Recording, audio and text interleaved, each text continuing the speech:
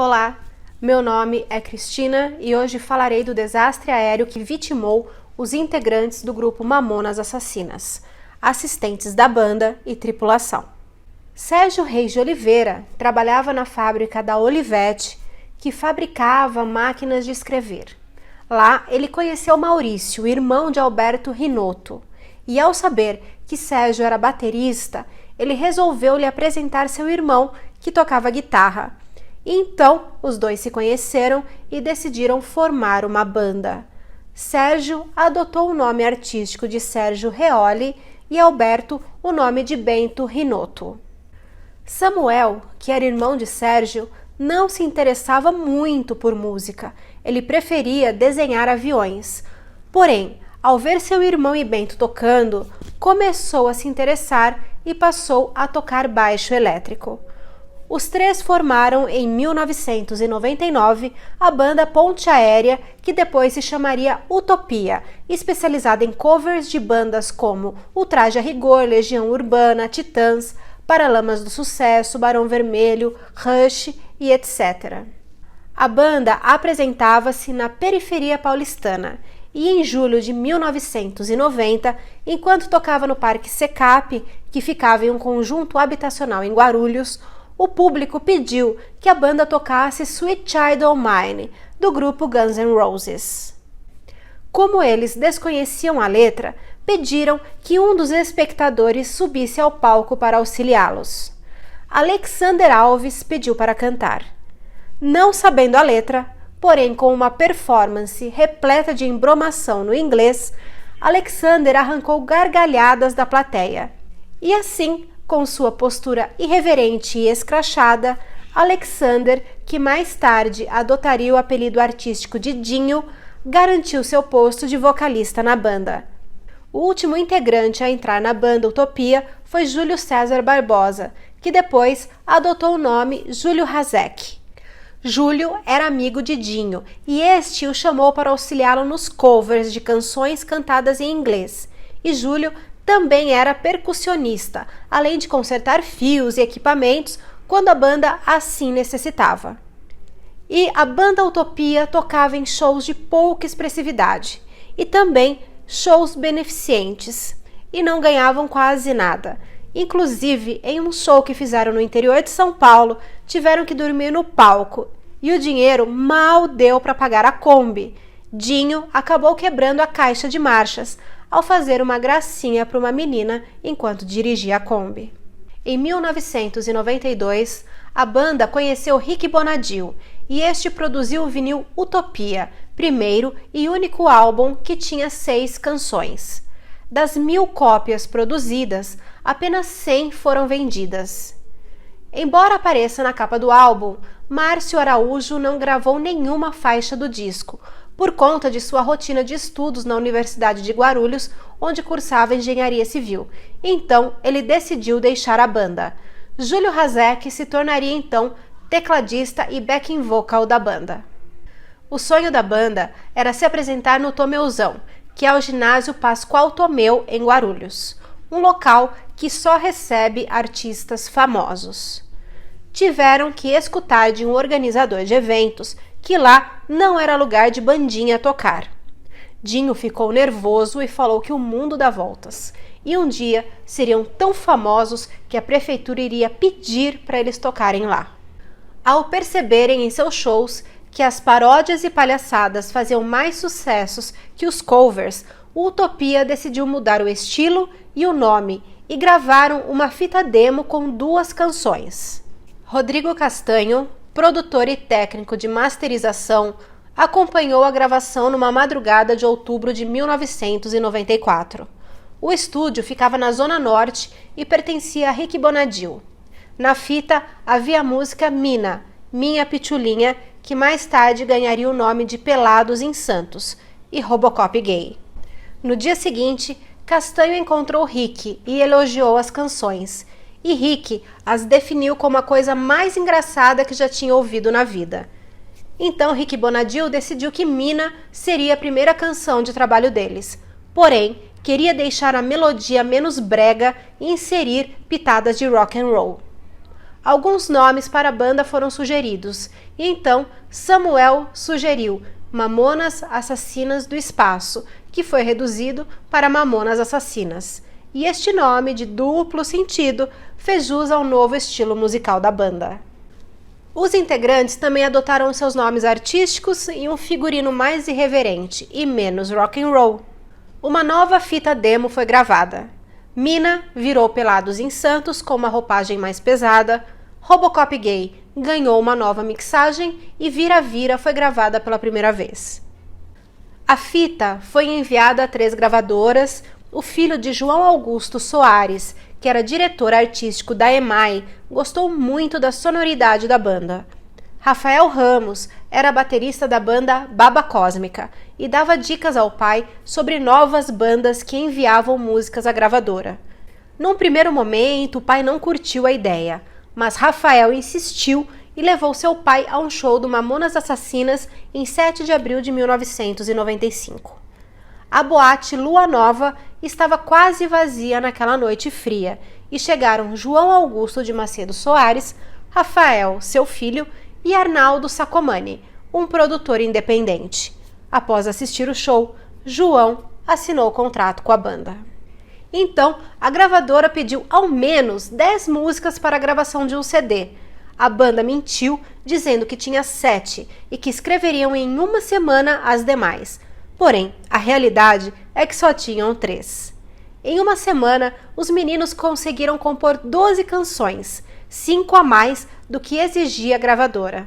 Em maio de 1995, a EMAI mandou a banda para um estúdio de gravação na cidade de Los Angeles, nos Estados Unidos, para gravarem o CD, que acabou sendo o único do grupo. Rick Bonadil foi apelidado pela banda de Kreuzebeck e ficou responsável por gravar, lançar os músicos e vender seus shows. O disco foi gravado em 23 de junho de 1995 e passou despercebido nas lojas.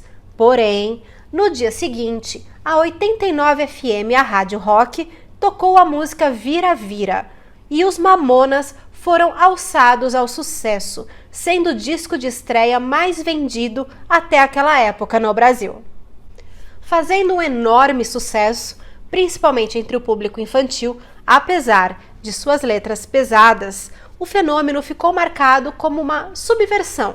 As letras inocentes e o visual infantilizado de artistas como Angélica, Mara, Xuxa e Liana foram trocadas por letras politicamente incorretas, repletas de duplo sentido e alguns palavrões.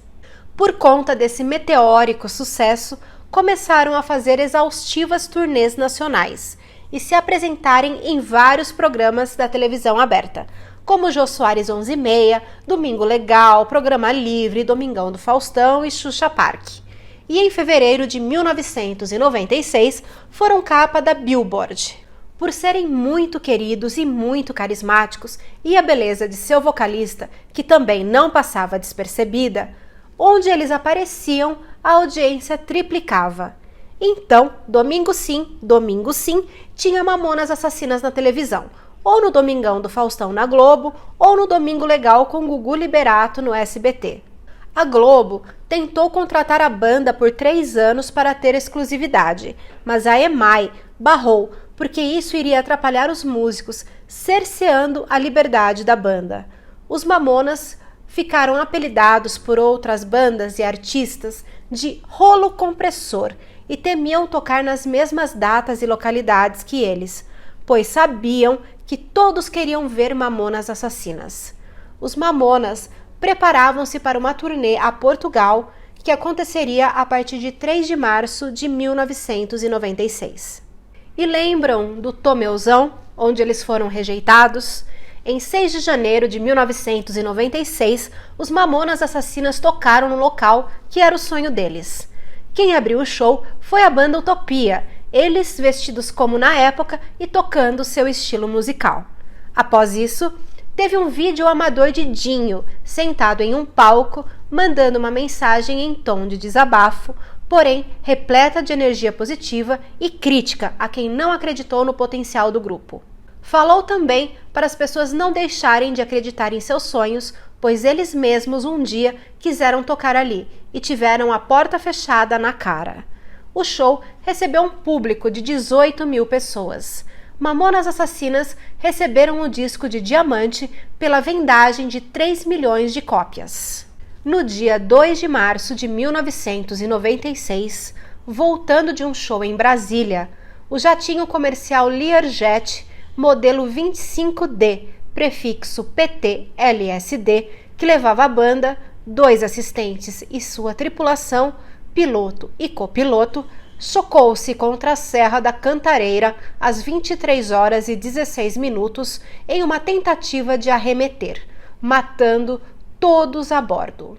Segundo o ótimo canal Aviões e Músicas, o Learjet da série 20 foi desenvolvido inspirado por aviões de guerra de ataque ao solo, como o FFAP-16. Então, o Learjet era considerado um avião arisco, de alta performance, com um cockpit que não era muito ergométrico, com uma visibilidade que não era muito boa por causa do painel, definida como uma aeronave desafiadora para voar e que exigia muito trabalho dos pilotos. E a velocidade de pouso, aproximação e decolagem são maiores que a média dos aviões civis. O copiloto do voo, Alberto Yoshihumi Takeda, não tinha muita experiência com esta aeronave e também não era um funcionário da empresa de táxi aéreo Madrid. No dia do acidente, o Learjet PT-LSD decolou às 7h10 da manhã da cidade de Piracicaba, o que mostra que a carga horária trabalhada pelo piloto, Jorge Luiz Germano Martins, era desgastante, já que ele acordara muito cedo para se apresentar na empresa e então decolar às 7 da manhã. O avião pousa em Guarulhos às 7h30 da manhã para pegar os músicos e então teria a previsão de decolagem de 15 horas para Brasília, porém conseguindo decolar somente às 16h45 por conta de vários atrasos e intercorrências. O pouso em Brasília aconteceu às 18 horas. Mostrando que o piloto já estava há 12 horas trabalhando. O máximo de tempo que um piloto pode estar em serviço é de 14 horas em jornada. A decolagem de retorno a Guarulhos aconteceu às 22 horas. O voo seguindo normal e quando se aproximou do local de pouso, começou a ser vetorado, ou seja, receber instruções de proa, altitude e velocidade do Centro de Controle de Tráfego Aéreo. O relatório mostra que o piloto não desacelerou a aeronave, mas em uma gravação de conversa entre o piloto e o Centro de Controle de Tráfego, o piloto solicita manter a velocidade, talvez demonstrando uma pressa em chegar, onde o Centro de Controle o autoriza a manter. Eles estavam operando no procedimento chamado Charlie 2, usado para pouso por instrumentos. Existe uma instrução para caso a aeronave precise arremeter. Em caso de aproximação perdida, suba 6.000 pés e curve à direita e fique à espera. Como não houve desaceleração, a aproximação chegou desestabilizada no marcador externo, que fica a 7 km da pista, que é onde ocorre a transferência do controle de aproximação, e quem assume é a torre do aeroporto de Guarulhos. As imagens de radar e investigação mostraram que a aeronave estava fora de velocidade e não alinhado ao ILS, não estando em configuração de pouso, nem os flaps, nem trem de pouso abaixado e não estava na rampa de descida. Isso tudo, o piloto, já em exaustão, tendo que lidar com todas as questões, sem a ajuda devida do copiloto, pois este não conhecia muito daquele modelo de aeronave. O avião, que estava à esquerda da pista, seguiu desalinhado numa velocidade de 205 nós, ou 379 km por hora, muito rápido para uma aproximação, e sua altitude também estava errada, a cerca de 605 pés, ou 184 metros acima do que deveria estar. A Torre de Guarulhos só foi contactada 7 segundos após a transferência do controle. E quando o avião se comunicou, foi para dizer que estava arremetendo. Porém, quando foi informada a manobra de arremetida, O avião já estava fazendo a curva para a esquerda e nisso a torre orienta que eles chamem o controle novamente em outra frequência. O piloto informa que estava em condições visuais, pedindo autorização para realizar a curva para a esquerda, coisa que ele já estava fazendo, para ingressar no sentido contrário ao sentido de pouso, chamado na aviação de perna do vento. E quando ele manteve esta curva à esquerda, o controlador do voo acreditou que a aeronave faria um 270 para o setor sul do aeroporto, no que o piloto responde, setor norte, sem a devida e importante correção por parte da torre do aeroporto. Tudo isso só demonstrava uma péssima comunicação entre o piloto e a torre. Durante a arremetida, o Learjet sobrevoou a torre de Guarulhos e saiu do campo de visão do controlador do voo. Quando o piloto afirma que está em condições visuais, ele assume toda a responsabilidade de manter distanciamento de outros aviões e do terreno. Só que o avião estava rápido demais. O raio de curva, que deveria ser curto, acabou sendo maior, o que afastou o Learjet do aeroporto e o aproximou da Serra da Cantareira. O controle de aproximação, que fica no aeroporto de Congonhas, percebeu que o Learjet não havia pousado ainda em Guarulhos. Então, ele entra em contato com a torre de Guarulhos e pede a transferência do avião para eles, pois tem mais 2 aviões de passageiros que estavam se aproximando de Guarulhos. E o controle pergunta sobre as condições de voo, no que é dito que eles possuem condições visuais, que estão na base e alongando. A base seria onde o avião viraria para fazer a curva e seguir em direção ao pouso. Só que o controle pede que o Learjet continue na perna do vento, por conta dos aviões que estão se aproximando.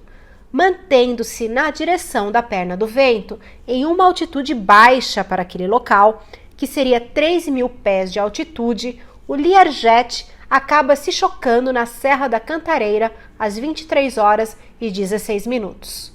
O avião não possuía o sensor de aproximação de solo. O controlador de voo então tenta a comunicação com o Learjet, mas não tem sucesso. Então, ele solicita ao piloto do voo RG-854 da companhia Varig que entre em contato com o Learjet. O piloto também não consegue e depois afirma ter visto uma fumaça preta em grande quantidade no local. O CENIPA relatou os problemas que levaram à morte das 9 pessoas a bordo. A empresa Madri de táxi aéreo não estava funcionando em acordo às normas do regulamento brasileiro, o RIBAC 135. A empresa não tinha programas de treinamento de prevenção de acidentes, não tinha programa de treinamento para os pilotos, nem contrato com o copiloto, fora a exaustiva jornada de 17 horas de trabalho. O copiloto que não conseguiu ajudar o comandante, a comunicação com a torre que não foi clara e efetiva, não teve planejamento antecipado e um dos passageiros poderia estar indevidamente no cockpit. Isso em suas análises de interferências operacionais, como a demora na comunicação com a torre. O avião não possuía gravação de vozes internas, então essa possibilidade nunca chegou a ser realmente comprovada.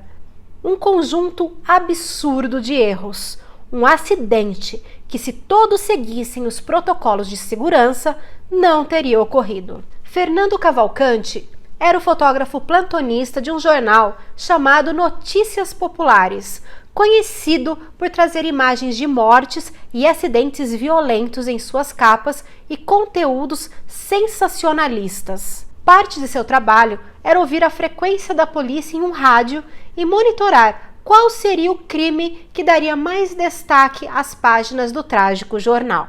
Fernando resolveu ligar para a delegacia e lá ficou sabendo de um caso que não havia saído no rádio. Um avião havia caído na Serra da Cantareira. Embora as informações ainda fossem poucas, Fernando, um repórter e um motorista dirigiram-se ao local. No caminho, escutou rumores que os passageiros seriam os membros do grupo Mamonas Assassinas. Ele foi o primeiro fotógrafo que chegou ao local do acidente. Fez fotos dos destroços do Learjet PT-LSD e também dos corpos dos meninos da banda, seus assistentes e tripulação, que estamparam a capa do NP, jornal dantesco que circulou nos períodos de 1963 a 2001. Com a fama de que se espremesse o jornal escorreria sangue, o Notícias Populares já havia colocado fotos ainda mais sangrentas em suas capas, como a dos mortos no massacre do Carandiru, em 1992. A tiragem do jornal com a foto dos músicos mortos teve recorde de vendas, 250 mil exemplares, com a manchete "Queda de avião mata a banda mais famosa do Brasil". O fotógrafo trabalhou apenas 8 meses no NP. E, infelizmente, as fotos dos mortos foram parar no lado obscuro da internet. O enterro, no dia 4 de março de 1996, no cemitério Parque das Primaveras, em Guarulhos, região metropolitana de São Paulo, recebeu aproximadamente 65 mil pessoas. O enterro foi transmitido ao vivo na televisão aberta, interrompendo a sua programação. A ligação dos músicos com aviões era curiosa. Samuel gostava de desenhar aviões. A banda teve o nome de Ponte Aérea quando eram somente Samuel, Bento e Sérgio. Todos moravam próximos ao Aeroporto Internacional de Guarulhos. No CD, há um agradecimento a Santos Dumont por ter criado o avião. Um trecho da música 1406 cita um avião. E de alguma forma, seus integrantes tiveram a premonição de que morreriam em um acidente de avião. Em um vídeo, Júlio Hazek e Dinho cantam Dana, música de sucesso de Rit Valens, que também gravou La Bamba, morto em um acidente aéreo em 3 de fevereiro de 1959, no auge do sucesso. Durante uma entrevista no programa Top 20 MTV, comandado pela apresentadora Cuca Lazarotto, Dinho disse que não lançariam um segundo álbum. E ele diz: "Vamos fazer um show no interior e nós vamos voltar de monomotor. Você já ouviu falar em La Bamba?" Em uma entrevista em 1996, Sérgio disse: "O avião em que costumávamos viajar caiu em Brusque, em Santa Catarina. 3 pessoas. Falha humana."